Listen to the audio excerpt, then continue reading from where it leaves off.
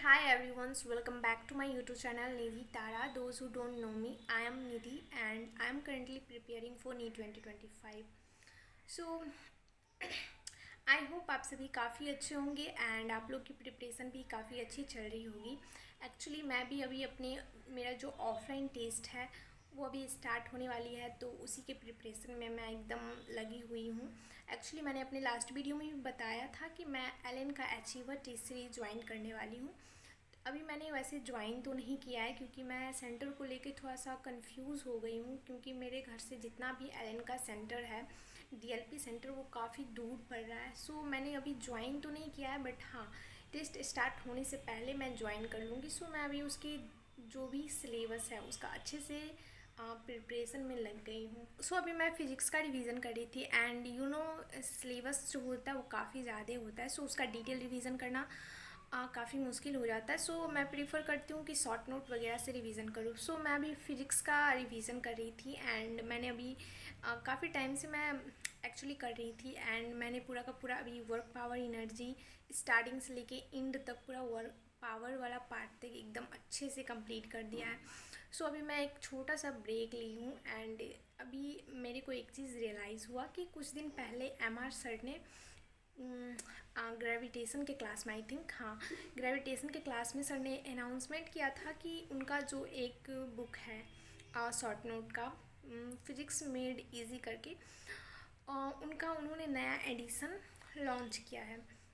सो बहुत सारे बच्चों ने इंटरेस्ट दिखाया था इसको परचेज़ करने में एंड आई थिंक बहुत सारे बच्चे इसको परचेज़ भी कर रहे हैं। एंड मैंने ये जो शॉर्ट नोट का बुक है एमा सर का, उसको मैंने 1 साल पहले ही परचेज़ किया था एंड मैं 1 साल से इसको यूज़ कर रही हूँ। सो जिस टाइम पे मैं इस बुक को परचेज़ करने वाली थी ना, मेरे मन में भी बहुत सारे क्वेश्चन आए थे इस बुक को लेके। वैसे तो मुझे एम आर सर के कंटेंट पे या एम आर सर की किसी भी चीज़ पे बिल्कुल भी डाउट नहीं है मुझे।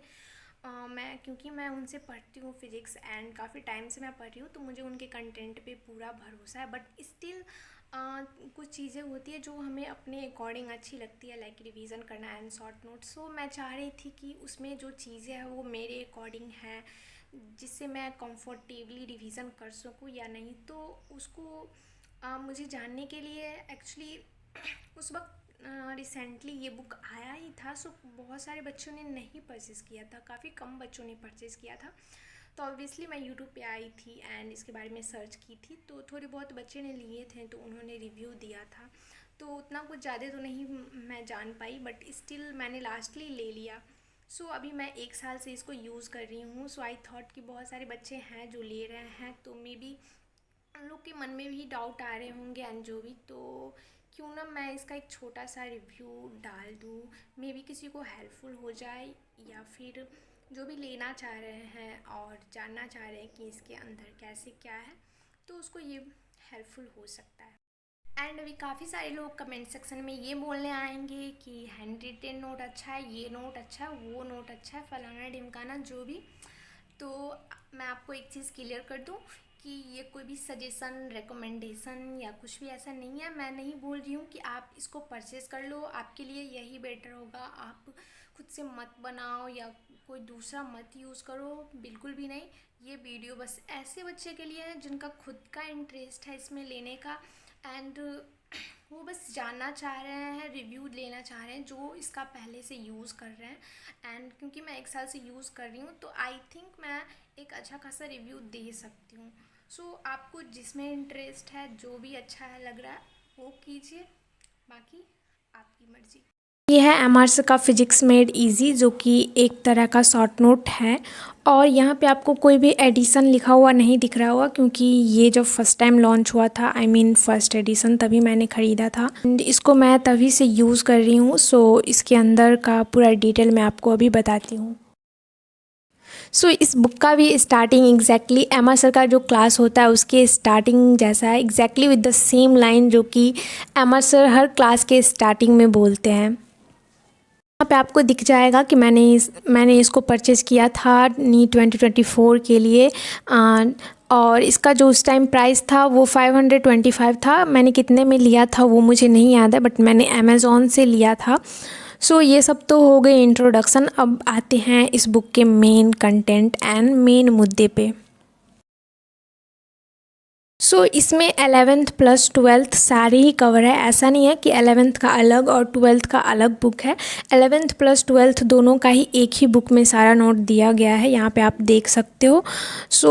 पूरा जो 35 चैप्टर है 11th प्लस 12th का मिलाकर वे सारे इसमें दिए हुए हैं। अब बात करते हैं कंटेंट की। तो इसमें आपको कुछ भी एक्स्ट्रा या फालतू चीज़ें नहीं देखने को मिलेंगी। इसमें एग्जैक्टली वही चीज़ें देखने को मिलेंगी जो सर क्लास में करवाते हैं, and in the same sequence, जिस सीक्वेंस में सर क्लास में करवाते हैं एंड जिस तरीके से सर करवाते हैं, जिस तरीके से समझाते हैं, उसी तरीके से इसमें सर ने सारी चीज़ें डाली हुई है। कोई फार्मूला या कंसेप्ट जिसको सर ने अपने तरीक़ा से क्लास में समझाया है, उसको उसी तरीक़ा से डाला हुआ है, जिससे आपको ऐसा फील नहीं लगेगा कि आप कोई बुक पढ़ रहे हो। आपको ऐसा लगेगा कि आप एमआर सर का नोट जो सर ने क्लास में करवाया वही सेम नोट पढ़ रहे हो। फॉर एग्जांपल सर क्लास में बहुत सारा एमआर स्टार करके ट्रिक बताते हैं, तो वो सारी चीज़ें यहाँ पे आपको देखने को मिल जाएंगी। एंड दूसरी चीज़, सर क्लास में बहुत सारे कॉन्सेप्ट्स को अपने तरीके से एक अलग यूनिक वे में समझाते हैं, जो कि लॉन्ग टाइम तक याद रहता है उस चीज़ के थ्रू। तो वो सारी चीज़ें आपको पिक्चर के फॉर्म में एंड जिस तरीके से सर ने क्लास में करवाया होता है एग्जैक्टली उसी तरीके से यहाँ पे दिया होगा, जिससे क्या होता है कि रिवीजन करने वक्त ना वो स्टोरी जो सर ने बताई होती है उस कंसेप्ट से रिलेटेड, वो चीज़ें याद आने लगती है, तो वो चीज़ें रिवाइज़ करना ज़्यादा ईजी हो जाता है। फॉर एग्ज़ाम्पल मैं आपको यहाँ पे एक कंसेप्ट दिखाती हूँ।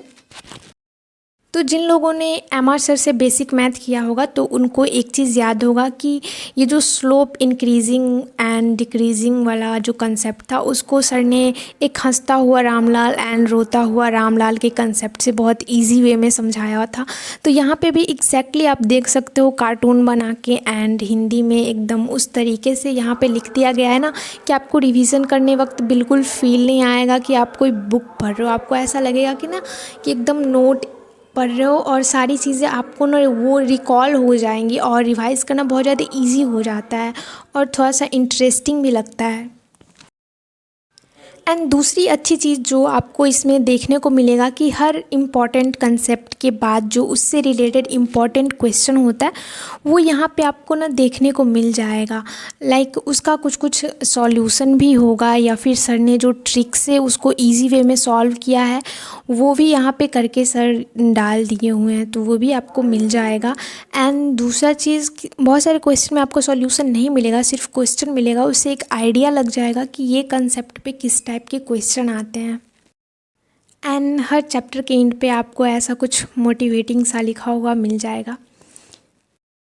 मैंने शॉर्टकट में जितना हो सका उतना डिटेल दे दिया है एंड बाकी आप एक आइडिया लगाना चाहते हो कि एग्जैक्टली क्या है, तो मैं यहाँ पे एक चैप्टर का वो दिखा देती हूँ, आप पॉज करके उसको देख सकते हो। मैं एनएलएम का आपका पूरा जो नोट है वो यहाँ पे दिखा देती हूँ, आप पॉज करके देख सकते हो और उससे एक आइडिया लगा सकते हो कि एग्जैक्टली इसमें किस तरीके से चीज़ें हैं एंड आपके लिए यूज़फुल है या नहीं है, आप इससे रिवीजन करोगे वो सही होगा या नहीं होगा। वैसे अगर आप एमआर सर से क्लास करते हो तो अगर आप इसको रिवीजन कर लेते हो तो आपको ऐसा लगेगा कि आपने पूरा डिटेल नोट रिवाइज कर लिया है। टेस्ट से पहले मेरा फ़िज़िक्स का अप्रोच क्या होता है कि मैं पहले क्योंकि मैं एमआर सर से फ़िज़िक्स कर रही हूँ तो मैं पहले इस नोट से पूरा रिवीजन कर लेती हूँ सारी चीज़ें एंड देन क्लास का जो डिटेल नोट है जिसका मैंने प्रिंट आउट करवा के रखा हुआ है वहाँ से जितने भी क्वेश्चन होते हैं उसको मैं खुद से अटैम्प्ट करती हूँ, खुद से बनाती हूँ। टोटल जितने भी 100 एंड जितने भी क्वेश्चन रहते हैं उस सबको मैं पहले करती हूँ। उसके बाद मुझे एक्स्ट्रा टाइम मिलता है तो मैं डीपीपी वगैरह भी सॉल्व करती हूँ, बट इसको रिवीजन करने के बाद मैं मैक्सिमम टाइम क्वेश्चन प्रैक्टिस पे देती हूँ।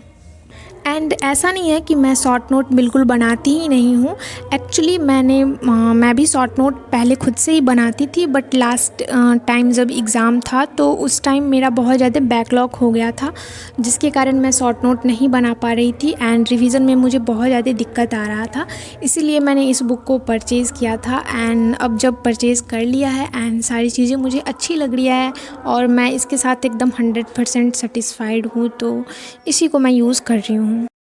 सो जो भी मुझे ज़रूरी लगा वो सारी चीज़ें मैंने बता दी है। स्टिल आप लोग को कोई क्वेश्चन या डाउट हो तो मुझसे पूछ सकते हो कमेंट सेक्शन में।